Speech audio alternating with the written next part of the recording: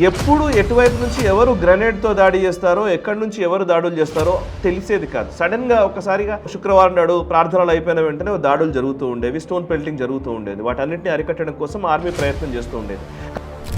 Army అధికారులు వీళ్ళందరూ కూడా ఆర్మీ బేస్ క్యాంప్స్ అన్నీ కూడా ఎక్కువగా ఆలయాల్లో ఉంటాయి. అంటే ఆలయాలపైన ఎప్పుడు ఎవరు దాడి చేస్తారో తెలియదు కాబట్టి ఆలయాలనే బేస్ క్యాంపులుగా పెట్టుకుని ఆలయాల్ని ప్రొటెక్ట్ చేసినట్టు అవుతుంది.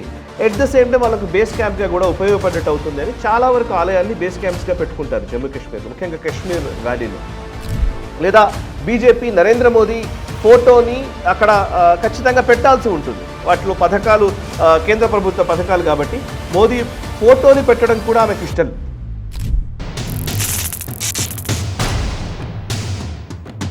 నమస్తే, welcome to Right Angle. Jammu Kashmir article 370ని రద్దు చేస్తే భారతదేశం అంతా కూడా సంబరాలు చేసుకున్నాం. నిజంగా చెప్పాలంటే కాశ్మీర్ అనేది మారణ హోమంగా మారినటువంటి నేపథ్యం మనకు తెలుసు. కాశ్మీర్లో ఒక రక్తసిక్తమైనటువంటి కాశ్మీర్ చరిత్రకు సంబంధించినటువంటి అంశాలు అనేక మనం చదివాము, తెలుసుకున్నాము, 10 మందికి తెలియజేశాము, అనేక వార్తా కథనాల్లో చూసాము. అయితే ఆర్టికల్ 370 రద్దు ఎంత గొప్ప నిర్ణయమో బెంగాల్లో మమతా బెనర్జీ ప్రభుత్వం కూలిపోవడం కూడా అంతే గొప్ప నిర్ణయంగా నా అభిప్రాయం. ఎందుకంటున్నానంటే కాశ్మీర్కి బెంగాల్కి చాలా వరకు సారూప్యతలు ఉన్నాయి.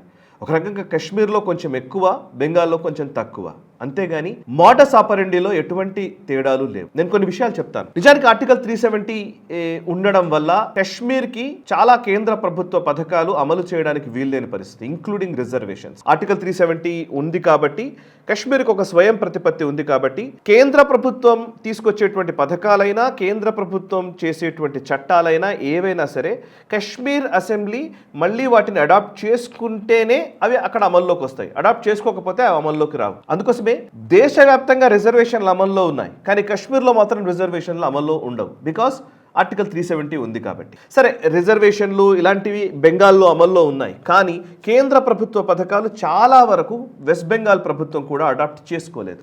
ఇంక్లూడింగ్ మొన్నటికి మొన్న వచ్చినటువంటి భారతీయ న్యాయ సంహిత, ఇండియన్ పీనల్ కోడ్కి ప్రత్యామ్నాయంగా భారతీయ న్యాయ సంహితను తీసుకొచ్చారు, బిఎన్ఎస్గా మార్చారు. సో సిఆర్పిసిని, ఐపీసీని వీటిని రీఫార్మ్స్ తీసుకొచ్చి మార్చడం జరిగింది బిఎన్ఎస్ అని. అయితే దాన్ని అడాప్ట్ చేసుకోవడానికి వెస్ట్ బెంగాల్ ప్రభుత్వం నిరాకరించింది. మమతా బెనర్జీ ప్రభుత్వం 2 సంవత్సరాలు తాత్సారం చేసింది. తాత్సారం చేయడమే కాదు, నిజంగా దానికి వాళ్ళు చెప్పినటువంటి సాకి ఏంటంటే బిఎన్ఎస్ని ఇంప్లిమెంట్ చేయడానికి ఇంకా వాళ్లకు ట్రైనింగ్ జరగాలి, ఇంకోటి చెప్పి ఐపీఎస్ని అలాగే, అంటే బిఎన్ఎస్ అనే పేరు ఉంటుంది కానీ దాన్ని సరిగ్గా సమర్థవంతంగా అమలు పరచకుండా మమతా బెనర్జీ ప్రభుత్వం అడ్డుకొని వచ్చింది అనేది బీజేపీ చెప్తున్నటువంటి మాట. ఇప్పుడు తొలి కేబినెట్ సమావేశంలో సువేందు అధికారి బిఎన్ఎస్ని అమలు చేయాలని ఆయన నిర్ణయం తీసుకున్నారు. సేమ్ ఇలాగే, అంటే సారూప్యత ఎందుకు అంటున్నాను అంటే ఈవెన్ ఆయుష్మాన్ భారత్ కూడా వెస్ట్ బెంగాల్లో అమల్లో లేదు. అండ్ మరొక వైపు ఉజ్వల స్కీమ్ వెస్ట్ బెంగాల్లో అమల్లో లేదు, విశ్వకర్మ స్కీమ్ వెస్ట్ బెంగాల్లో అమల్లో లేదు. మమతా బెనర్జీ ప్రభుత్వం వీటన్నిటిని ఆపేసింది. ఎందుకంటే కేంద్ర ప్రభుత్వ పథకాలు కనుక అమలు పరిస్తే వెస్ట్ బెంగాల్లో ప్రజలు కేంద్ర ప్రభుత్వానికి అట్రాక్ట్ అయ్యే అవకాశం ఉంటుంది. లేదా బీజేపీ నరేంద్ర మోదీ ఫోటోని అక్కడ ఖచ్చితంగా పెట్టాల్సి ఉంటుంది. వాటిలో పథకాలు కేంద్ర ప్రభుత్వ పథకాలు కాబట్టి మోదీ ఫోటోని పెట్టడం కూడా ఆమెకు ఇష్టం. సో ప్రజలకి ఆ లబ్ధి చేకూర్చకుండా అడ్డుకోవాలంటే అసలు ఆ పథకాలనే తీసుకోకపోతే బెటర్ అని ఆ పథకాలను అమలు పరచలేదు. ఆయుష్మాన్ భారత్ నిజానికి అక్కడ ఉన్నటువంటి పేద ప్రజలకి, వాళ్ళకి ఆరోగ్యానికి సంబంధించినటువంటి అంశం. వాళ్ళ ఆరోగ్యం పోయినా పర్వాలేదు, వాళ్ళకు వైద్యం జరగకపోయినా పర్వాలేదు, కానీ ఈ పథకాన్ని మాత్రం ఇంప్లిమెంట్ చేయను అనేది మమతా బెనర్జీ స్ట్రాటజీ. సో అంటే ఇప్పుడు మేము సేమ్గా ఇందాక చెప్పినట్టు ఆర్టికల్ 370 ఉన్నటువంటి రాష్ట్రంగా జమ్మూ కాశ్మీర్ ఉన్నప్పుడు ఎట్లాంటి పరిస్థితి ఉందో ఇప్పుడు అదే పరిస్థితి. అండ్ బెంగాల్లో ఇప్పుడు సువేందు అధికారి ప్రభుత్వం వచ్చిన తర్వాత ఈ కేంద్ర ప్రభుత్వ పథకాలన్నింటినీ కూడా అమలు పరచడానికి నిర్ణయం తీసుకున్నారు కేబినెట్. ఇక మరొక వైపు జమ్మూ కాశ్మీర్లో నేను వెళ్ళినప్పుడు మేము చూసేవాళ్ళం, ఆర్మీ అధికారులు వీళ్ళందరూ కూడా ఆర్మీ బేస్ క్యాంప్స్ అన్నీ కూడా ఎక్కువగా ఆలయాల్లో ఉంటాయి. అంటే ఆలయాలపైన ఎప్పుడు ఎవరు దాడి చేస్తారో తెలియదు కాబట్టి ఆలయాలనే బేస్ క్యాంపులుగా పెట్టుకుని ఆలయాల్ని ప్రొటెక్ట్ చేసినట్టు అవుతుంది. ఎట్ ద సేమ్ టైం వాళ్ళకు బేస్ క్యాంప్గా కూడా ఉపయోగపడేట్టు అవుతుంది అని చాలా వరకు ఆలయాల్ని బేస్ క్యాంప్స్గా పెట్టుకుంటారు జమ్మూ కాశ్మీర్లో, ముఖ్యంగా కాశ్మీర్ వ్యాలీలో. అండ్ నాకు చాలామంది అక్కడ ఉన్నటువంటి ఆర్మీ అధికారులు వాళ్ళు చెప్పినటువంటి విషయం ఏంటంటే అక్కడ ఎప్పుడు ఎటువైపు నుంచి ఎవరు గ్రెనేడ్తో దాడి చేస్తారో, ఎక్కడి నుంచి ఎవరు దాడులు చేస్తారో తెలిసేది కాదు. సడన్గా ఒకసారిగా శుక్రవారం నాడు ప్రార్థనలు అయిపోయిన వెంటనే దాడులు జరుగుతూ ఉండేవి, స్టోన్ పెల్టింగ్ జరుగుతూ ఉండేది. వాటన్నిటిని అరికట్టడం కోసం ఆర్మీ ప్రయత్నం చేస్తూ ఉండేది. కానీ ఆర్మీకి గతంలో అసలు ఆర్మీకి ఎవరు కూడా సపోర్ట్ చేసేవాళ్ళు కాదు. లోకల్ జమ్మూ కాశ్మీర్ పోలీస్ ఆర్మీతో సపోర్టివ్గా ఉండేవాళ్ళు కాదు. అండ్ జమ్మూ కాశ్మీర్ పోలీసే ఈ స్టోన్ పెల్టర్స్ని కూడా ఎంకరేజ్ చేసేవాళ్ళు అని అక్కడ ఉన్నటువంటి ఆర్మీ అధికారులు చెప్పినటువంటి మాట. అయినప్పటికీ ప్రాణాలు అరచేత పెట్టుకొని ఒక రకంగా చెప్పాలంటే అక్కడ మన దేశ భద్రత కోసమని ఆర్మీ జవాన్లు అక్కడ పనిచేశారు. వాళ్ళు ఎంతో చాలా త్యాగాలు చేసి చాలామంది చనిపోయిన వాళ్ళు కూడా చాలామంది ఉంటారు స్టోన్ పెల్టింగ్లో వాటిల్లో వీటిల్లో. సో సేమ్ థింగ్ ఇక్కడ కూడా కనిపిస్తోంది, వెస్ట్ బెంగాల్లో కూడా ఉంది. ఎలాగా అంటే ఆర్మడ్ పర్సనల్స్ ఎవరైతే ఉన్నారో వాళ్లకు ముఖ్యంగా వెస్ట్ బెంగాల్ పోలీసులకి మధ్య పూర్తిగా ఒక గ్యాప్ని క్రియేట్ చేసింది మమతా బెనర్జీ ప్రభుత్వం. అక్కడ బిఎస్ఎఫ్ ఫెన్సింగ్ ఏర్పాటు చేస్తానంటే సరిహద్దుల్లో ఎక్కువగా స్మగ్లింగ్ జరుగుతూ ఉంటుంది. మనకి ఇప్పటికి చాలాసార్లు మాట్లాడాము, సొరంగాల ద్వారా సరిహద్దుల్లో నుంచి ఇటువైపు నుంచి అటు నుంచి ఇటు ఈ స్మగ్లింగ్ జరుగుతూ ఉంటుంది. ఆయుధాలు కావచ్చు, లేకపోతే డ్రగ్స్ కావచ్చు, క్యాటిల్ స్మగ్లింగ్ కావచ్చు, ఇవన్నీ చేస్తూ ఉంటారు. అండ్ మనుషులు ఇన్ఫిల్ట్రేట్ అవుతూ ఉంటారు, అవి బంగ్లాదేశ్ నుంచి ఇటు రావడం అనేది చేస్తూ ఉంటారు. టెర్రరిస్టులు కూడా చాలామంది ఇక్కడికి వచ్చిన పరిస్థితులు ఉన్నాయి. సో దీని నేపథ్యంలో ఆ సరిహద్దుని పటిష్టపరచడం కోసం మొత్తంగా ఉన్నటువంటి బంగ్లాదేశ్ బార్డర్ ఆల్మోస్ట్ 2217 కిలోమీటర్ల బంగ్లాదేశ్ బార్డర్ ఉంది వెస్ట్ బెంగాల్ కానుకొని. సో ఇక్కడ ఫెన్సింగ్ వేయడానికి ప్రయత్నం చేస్తే ఆ ఫెన్సింగ్ని అడ్డుకుంది మమతా బెనర్జీ. ఎలాగా అంటే ఆ ఫెన్సింగ్ వేయడానికి ల్యాండ్ అలొకేట్ చేయకుండా ఉన్నటువంటి పరిస్థితి. టెక్నికల్లీ భూమి ఇవ్వకుండా సరిహద్దులో ఫెన్సింగ్ వేయకుండా ఆపినటువంటి పరిస్థితి ఈ మమతా బెనర్జీ ప్రభుత్వం చేసింది. దీంతో అమిత్ షా హోమ్ మినిస్టర్గా ఉన్నప్పుడు ఆయన మినిస్టర్ అమిత్ షా గారు ఏం చేశారంటే 2021లో బార్డర్ పరిధిని పెంచారు. అంటే బీఎస్ఎఫ్ కంట్రోల్లో అంతకుముందు 15 కిలోమీటర్ల వరకు, అంటే బార్డర్ లైన్కి 15 కిలోమీటర్ల వరకు బీఎస్ఎఫ్ పరిధిలో ఉండేది. దాన్ని కాస్త 50 కిలోమీటర్లకు పెంచారు.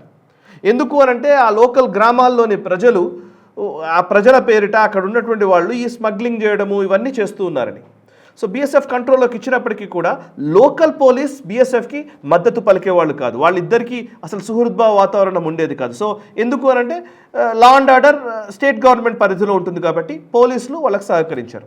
సేమ్ ఇలాంటి పరిస్థితే మన కశ్మీర్లో కూడా మనం చూసాం. కశ్మీర్లో చాలామంది జేకే పోలీసులో పనిచేస్తున్నటువంటి వాళ్ళు అనేక మందిని ఈ కశ్మీరీ పండిట్లని చంపిన సందర్భాల్లో కూడా వాళ్ళ పాత్ర ఎక్కువ. ఈవెన్ మహబూబా ముఫ్తీ గవర్నమెంట్ కానివ్వండి, అంతకుముందు ఫరూక్ అబ్దుల్లా గవర్నమెంట్ కానివ్వండి, స్టేట్ గవర్నమెంట్లు వాళ్ళ కంట్రోల్లో ఉన్నప్పుడు స్టేట్ గవర్నమెంట్ పరిధిలోనే లా అండ్ ఆర్డర్ ఉంటుంది కాబట్టి లా అండ్ ఆర్డర్ని పరిరక్షించవలసినటువంటి వ్యక్తులు వాళ్ళు పూర్తిగా టెర్రరిస్టులకు అనుకూలమైన ధోరణి కలిగి ఉన్నప్పుడు ఆర్మీ ఇబ్బంది పడే పరిస్థితి కశ్మీర్లో చూసాం. సేమ్ పరిస్థితి ఇక్కడ వెస్ట్ బెంగాల్లో కూడా కనిపించింది. ఇప్పుడు తొలి కేబినెట్ సమావేశాల్లో బీఎస్ఎఫ్ ఫెన్సింగ్ ఏర్పాటు చేయడం కోసం ల్యాండ్ అలొకేట్ చేస్తూ సువేందు అధికారి ప్రభుత్వం నిర్ణయం తీసుకుంది. ఇక మూడవ అంశము లా అండ్ ఆర్డర్కి సంబంధించినటువంటి అంశం ఒకవైపు అయితే, ఇంకోవైపు పాకిస్తానీ అక్కడ ఓవరాల్గా చూస్తే జమ్మూ కాశ్మీర్ వ్యాలీలో హిజ్బుల్ ముజాహిదీన్, లేకపోతే లష్కరే తైబా, లేకపోతే ఈవెన్ జైషే మహమ్మద్ ఇట్లాంటి టెర్రరిస్ట్ సంస్థల పాత్ర ఎక్కువగా ఉంటుంది. వాళ్ళకు అనుకూలమైన ధోరణి కలిగినటువంటి వాళ్ళు కూడా చాలామంది మనకు పాకిస్తానీ ఇన్ఫిల్ట్రేటర్స్ ఎక్కువ మందికి ఆశ్రయం ఇచ్చేవాళ్ళు జమ్మూ కాశ్మీర్లో ఉన్న స్థానికులే ఇస్తూ ఉంటారు. సో ఈవెన్ 1980s అయితే ఈ కశ్మీరీ పండిట్ల మీద దాడి జరిగినప్పుడు కానీ ఆలయాలు ధ్వంసం చేసిన సందర్భాల్లో మొత్తం వాళ్ళకి వంత పాడింది ఆ లోకల్ ప్రజలే, స్థానిక ముస్లిం ప్రజలే. ఇక్కడ బెంగాల్లోకి వస్తే అట్లాంటి వాతావరణమే ఉంది. ముర్షిదాబాద్, మాల్డా, 26 పరగణ ఇట్లాంటి జిల్లాల్లో అయితే ముస్లిం పాపులేషన్ ఎక్కువగా ఉన్నటువంటి ప్రాంతాల్లో ఇన్ఫిల్ట్రేటర్స్ కూడా ఎక్కువే. ఇన్ఫిల్ట్రేటర్స్ అంటే మామూలుగా బయట నుంచి వచ్చిన వాళ్ళు అనుకోవడానికి వీల్లేదు. ఇందులో టెర్రరిస్ట్ మూకలకు ఒక స్వర్గధామంగా ఈ వెస్ట్ బెంగాల్ నెలకొంది అని కూడా తెలుస్తున్న పరిస్థితి. అందులో జమాతుల్ ముజాహిదీన్ బంగ్లాదేశ్ అనే ఒక పార్టీ, జేఎంబీ కావచ్చు, ఇంకోవైపు అల్ ఖైదా ఇండియన్ సబ్ కాంటినెంట్కి సంబంధించినటువంటి పార్టీ ఆర్గనైజేషన్ కావచ్చు, ఈ అల్ ఖైదా ఉగ్రవాదులు, అటు జమాత్ ఉగ్రవాదులు వీళ్ళు కీలక పాత్ర వహించారు. బెంగాల్లో ఎక్కడ దాడులు జరిగినా అక్కడ ఆల్మోస్ట్ కొన్ని ఇళ్లల్లో అయితే కుటీర పరిశ్రమగా బాంబుల తయారీ పరిశ్రమలు ఉన్నటువంటి పరిస్థితి. చాలామంది బాంబులు తయారు చేస్తూ చనిపోయిన వాళ్ళ వివరాలు కూడా నేను ఇంతకుముందు ఒక వీడియోలో తెలియజేశాను. సేమ్ జమాతుల్ ముజాహిదీన్ బంగ్లాదేశ్ అనేది బంగ్లాదేశ్లో పనిచేసింది, ఇంకోవైపు జైషే మహమ్మద్ ఏమో అక్కడ పనిచేసింది. సో కశ్మీర్లో. అటు హిజ్బుల్ ముజాహిదీన్ ఉంటే ఇక్కడ జమాతుల్ ముజాహిదీన్ పనిచేసింది. అండ్ అల్ ఖైదా ఇక్కడ ఉంది, ఈవెన్ కశ్మీర్లో కూడా అల్ ఖైదా ఉంది. So same modus ఆపరండి. అక్కడ ముస్లిం మెజారిటీ రాష్ట్రం అది జమ్మూ కశ్మీర్ వ్యాలీ ముఖ్యంగా. అండ్ అందులోనూ ఇక్కడ బెంగాల్లో హిందూ మెజారిటీ ఉంది. హిందూ మెజారిటీ ఉన్నప్పటికీ కూడా ఈ కార్యకలాపాలు నిర్వర్తిస్తూ వచ్చారు. అండ్ ముస్లింలు ఎక్కడైతే ఏ జిల్లాల్లో అయితే మెజారిటీగా ఉంటారో అక్కడ ఈ బంగ్లాదేశ్ నుంచి వచ్చినటువంటి చొరబాటుదారులు అండ్ ఉగ్రవాదుల సహకారంతో అక్కడ హిందువుల గొంతు నొక్కేసినటువంటి పరిస్థితి. అండ్ కశ్మీర్లో ఎలాగైతే అక్కడ మారణ హోమం సృష్టించారో, ఎలాగైతే అక్కడ ఆలయాలను ధ్వంసం చేశారో సేమ్ పరిస్థితి ఈవెన్ బెంగాల్లో కూడా కనబడుతోంది. ఇప్పుడు సువేందు అధికారి ప్రభుత్వం వచ్చిన తర్వాత చాలా ప్రాంతాల్లో కాళీమాత గుళ్లను తెరుస్తూ ఉన్నారు. కొన్నిటిని శుద్ధి చేసి అక్కడ గుడిలాగా మార్చుకుంటున్నటువంటి పరిస్థితి. కొన్ని విగ్రహాలని ధ్వంసం చేసిన నేపథ్యంలో మళ్ళీ తీసుకొచ్చి ప్రతిష్ట కోసమని ఏర్పాట్లు చేసుకుంటున్నటువంటి పరిస్థితి మనం బెంగాల్లో చూస్తూ ఉన్నాం. కశ్మీర్లో ఏం జరిగింది, బెంగాల్లో ఏం జరిగింది అని అంటే కనుక, కశ్మీర్లో కాంగ్రెస్ పార్టీ, నేషనల్ పార్టీ అయినటువంటి కాంగ్రెస్ పార్టీ ఢిల్లీలో అధికారంలో ఉన్నప్పుడు కశ్మీర్ని ఉగ్రమూకలకు అప్పజెప్పారు. కానీ ఇప్పుడు బీజేపీ ప్రభుత్వం ఉన్నప్పుడు, మోదీ ప్రభుత్వం ఉన్నప్పుడు బెంగాల్ని ఇంకొక 20 సంవత్సరాలు, ఇంకో 10 సంవత్సరాలు, 20 సంవత్సరాలు కనుక మమతా బెనర్జీకి వదిలేసి ఉంటే అక్కడ సేమ్ కశ్మీర్లో ఎటువంటి పరిస్థితి ఉందో బెంగాల్లో అదే పరిస్థితి రిపీట్ అయి ఉండేది. సో ఇక్కడ జాతీయవాద ప్రభుత్వం ఢిల్లీలో ఉంది కాబట్టి, మోదీ గారు ప్రధానిగా ఉన్నారు కాబట్టి ఈరోజు బెంగాల్ విముక్తిపరచబడింది ఈ టెర్రరిస్ట్ మూకల నుంచి. ఇంత సీరియస్గా నేను మాట్లాడుతుంటే చాలా కొంతమందికి కోపం రావచ్చు, కొంతమందికి ఏంటిది అని అనిపించవచ్చు, కానీ ఇది వాస్తవం. జమ్మూ కాశ్మీర్లో ఢిల్లీ రాజకీయాలు కేవలం ముస్లిం అప్పీస్మెంట్ పాలిటిక్స్లో ఉన్నంత వరకు కూడా కశ్మీర్ తగలబడుతూనే ఉంది. దేశ సమగ్రత కోసం ఆలోచించడం మొదలుపెట్టిన నాడు కశ్మీర్ ఈరోజు శాంతియుత వాతావరణంలోకి వెళ్ళింది. వెస్ట్ బెంగాల్ కూడా ఇంకో 20 సంవత్సరాలు కనుక వదిలేసి ఉంటే కశ్మీర్లా మారి ఉండేది. ఇవాళ అలాంటి పరిస్థితి లేదు కాబట్టి రాజకీయంగా ప్రజాస్వామ్యయుతంగా అక్కడ మమతా బెనర్జీ ప్రభుత్వాన్ని కూలదోసి ఒక జాతీయవాద ప్రభుత్వం ఏర్పడింది కాబట్టి అక్కడ ఉన్నటువంటి ప్రజలు కొంచెం ఊపిరి పీల్చుకుంటూ ఉన్నారు. ఇది నేను చెప్పదలుచుకున్నది. సో కశ్మీర్లో ఏం జరిగిందో బెంగాల్లో అది రిపీట్ అవ్వకుండా బీజేపీ ప్రభుత్వం అడ్డుకుంది. అందుకోసం వాళ్ళకి అభినందనలు తెలుపుదాం. అండ్ బెంగాలీ ప్రజల ఆలోచనలు, ఆశలకు అనుగుణంగా ఈ కొత్త ప్రభుత్వం పనిచేయాలని కోరుకుందాం. మీ అభిప్రాయాలను కూడా తెలియజేయండి కమెంట్స్ ద్వారా. ఈ వీడియో నచ్చితే లైక్ చేయండి, 10 మందికి షేర్ చేయండి. మనసా వాచా కర్మణ, దేశహితం కోసం, నేషనలిస్టం. ఈ వీడియో మీకు నచ్చినట్టయితే లైక్ చేయండి, 10 మందికి షేర్ చేయండి. అలాగే కామెంట్ల రూపంలో మీ అభిప్రాయాలను మాతో పంచుకోండి. Nationalist hub group of channels ను సబ్స్క్రైబ్ చేసుకుని తెలుగునాట జాతీయవాద జర్నలిజాన్ని ప్రోత్సహించండి. ఈ వీడియో కింద ఉన్న బెల్ ఐకాన్ పై క్లిక్ చేయడం మర్చిపోవద్దు.